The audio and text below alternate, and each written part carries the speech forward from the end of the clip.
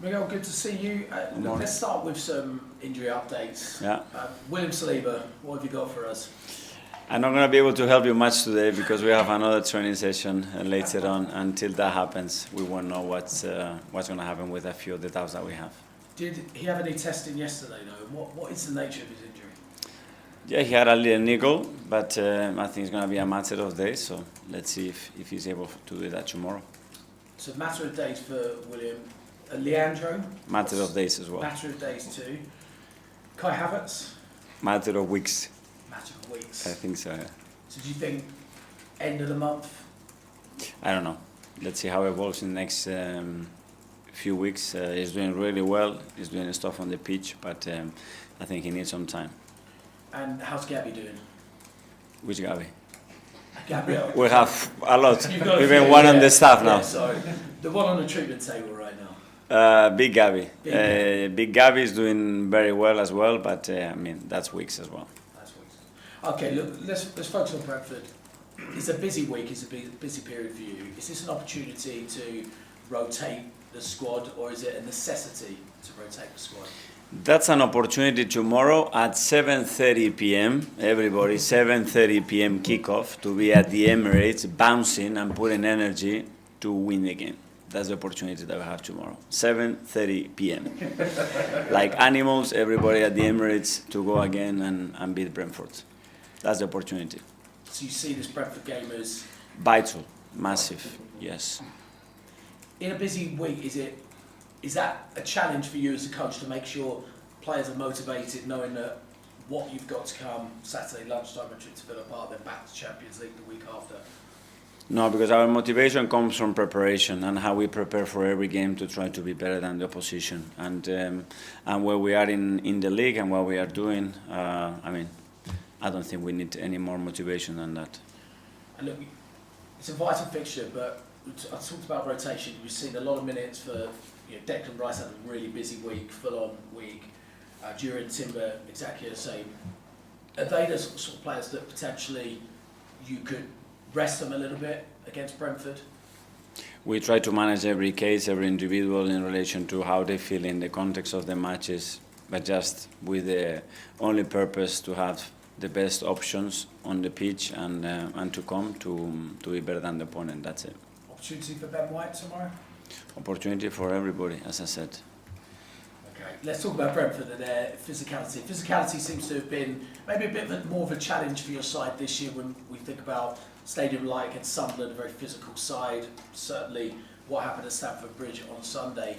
How prepared are you for the challenge that Brentford will offer, particularly that incredibly long throw of Michael Chiodi? Yeah. Well, that physicality comes from different areas in relation to the pitch, but I think every game that we play, when you look at intensity in the Premier League against any opponent, what is needed is incredible, and Brentford brings different threats, different challenges, as we all know, and you need to dominate that if you want to win the game. A follow-up from me, Mikel. Daniel Farke had some comments after his game against Manchester City about Donnarumma holding the ball, going down injured, taking a couple of minutes out of the game while Pep Guardiola was giving instructions on the sideline. He felt like it wasn't something that he likes to see. What's your opinion? Are we seeing that more, and not necessarily just from goalkeepers, but from outfield players going down at certain times of the game to kill time and maybe take the momentum out of games? Are we seeing it more, and is it something that maybe we should look at eradicating from the game in some way possible? The game evolves, the rules evolve, and that's going to be constant. And you look in the Premier League now how many minutes are we playing, actually the effective time that we are playing, the effective time that we played on Sunday. There is a lot of things to look at and evolve. So that's an example, but there are many others that constantly the game and the rules has to be evolving because everybody tries to take an edge. Can you understand Daniel Farke's frustration though? Yeah, especially when you are in the other side, yeah. Thanks, Mikel. Thanks, Jack. We'll go to Neil from the Premier League. Hi, good to see you. Declan Rice won the FSA Men's Player of the Year award voted by the supporters across the UK. I can imagine when Declan joined just over 2 years ago, you had certain expectations of him. How much he exceeded those expectations? I think he's very close to what we believe that he could bring to the club, to the team. and the way he could grow personally as well. And I think he fully deserves it. I think he's been incredibly consistent throughout the last 2 years. Last season again. Again, in big matches, in big moments, he's stepping up, which is a massive thing. You want to fulfill that role at a big club, and I'm delighted that he got it. Can I ask you about another Mikel Merino? When he joined Arsenal, he already played over 200 games in the La Liga, won the Euros with Spain, a well-established midfielder. In your wildest dreams, did you ever imagine he'll become such a good striker? And as a manager as well, how much flexibility he's giving you? Yeah, as a striker, certainly not. But that's the thing as well that you learn when you sign a player. I knew that he could offer much more than what he had, and especially after I met him for the first time, because a player that has that amount of curiosity and the amount of questions that he's asked, how will he is to learn constantly, the way he loves his profession and football. Yeah, it's difficult to put limits to that, because when someone wants to grow every single day, is that determined, that hungry to win and evolve and to be part of something, that's very powerful, and Mikel certainly has that. Can I please ask you about Christian Norgaard? And the last time Brentford managed to beat Arsenal, he scored the second goal. What made you decide that Christian is the right fit for Arsenal, and what are the chances of him being involved tomorrow against his former side? Well, what I saw on the pitch, and then everything that I heard about him as a leader, and the role that he can fulfill, and the role that he was going to have here. And the moment I picked up the phone and spoke to him, he was super excited to join us. He brings something that we don't have in the squad, and I'm very happy to have him.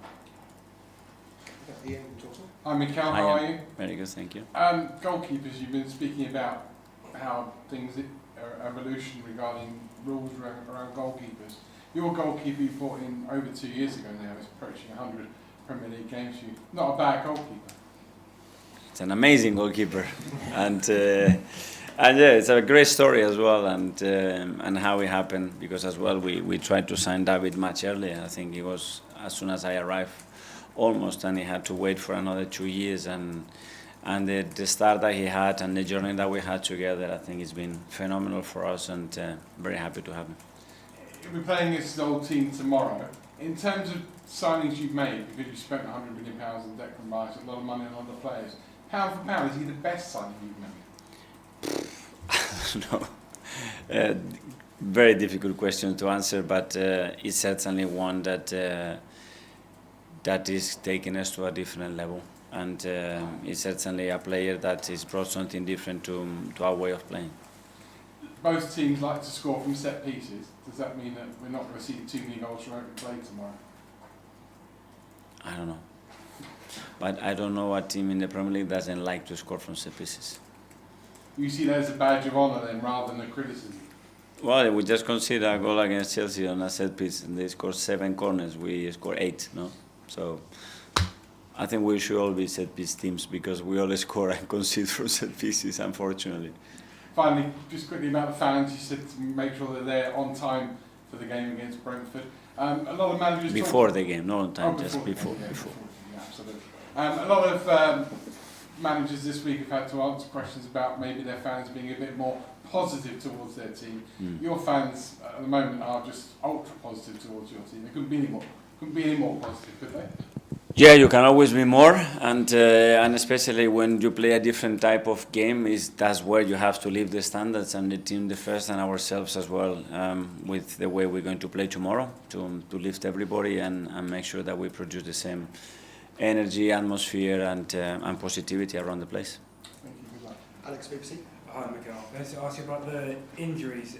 You got Victor Gyökeres and Gabriel Jesus back into the squad on Sunday, but at the same time you lost Willie and Saliba. Kind of been a theme of the season, key players picking up injury. How frustrating has that been for you throughout the season so far? Yeah, especially how we lost them with Leo as well, because Leo was in a great moment, and Martinelli was just coming back, and we had to manage his minutes. He wasn't able to play more than what he did on Sunday. So managing that, the fact that obviously Willie trained the day before and then he wasn't uncomfortable. Players not training in certain position, having to play there.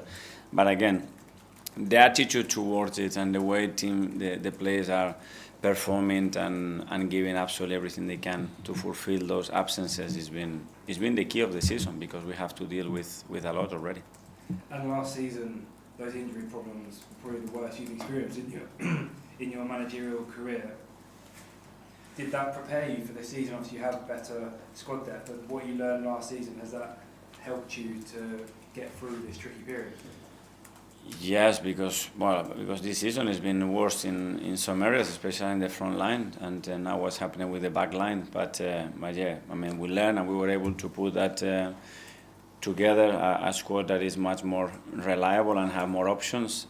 We learned from the past as well that we have to use players in different positions, and they have to be able to fulfill different roles if we want to compete at this level. And the example of Mikel that we were discussing before is just the best one probably.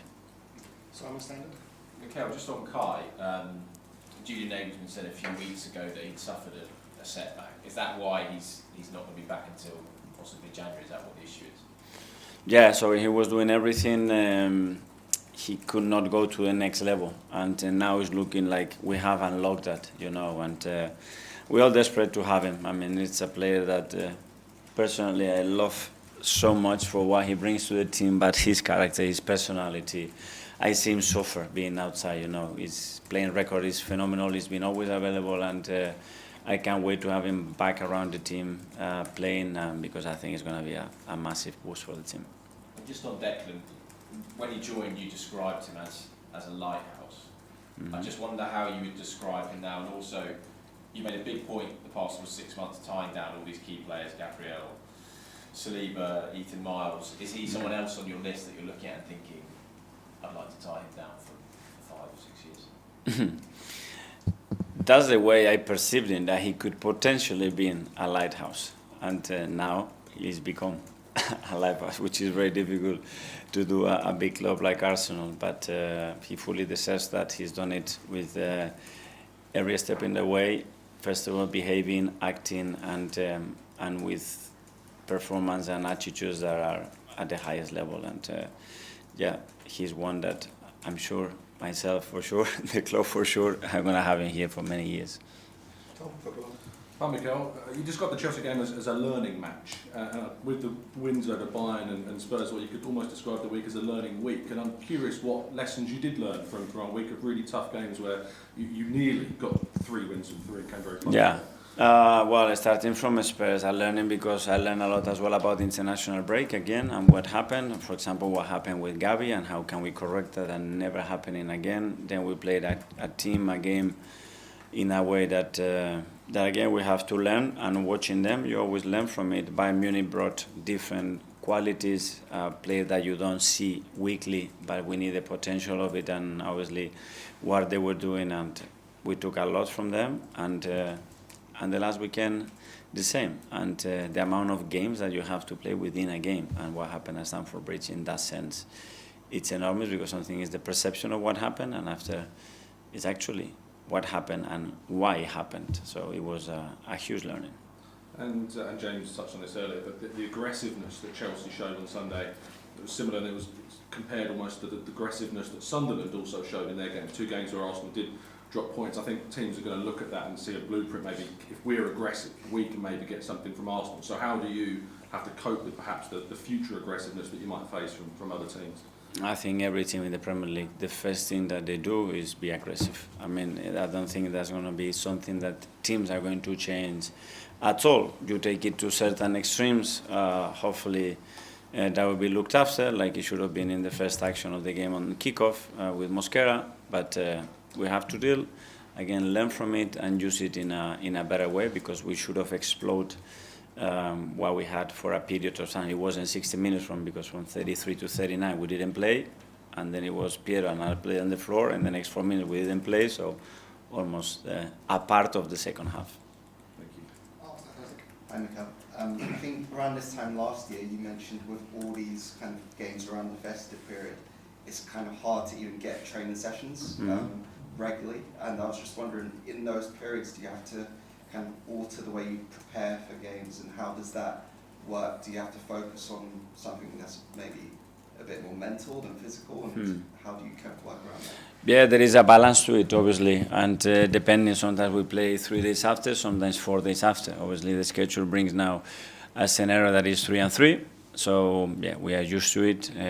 We alter the preparation, probably in the physical part a little bit more, but just rely much more on principles and what we have to do, and then tweak what we have to do in relation as well to the opponent's strengths and weaknesses. And you spoke about sequences as well, sequences of games, and how you can kind of build consistency with, I guess, different types of formations and stuff like that. Is that something you can see in terms of kind of seeing games as blocks and kind of mapping it out like that?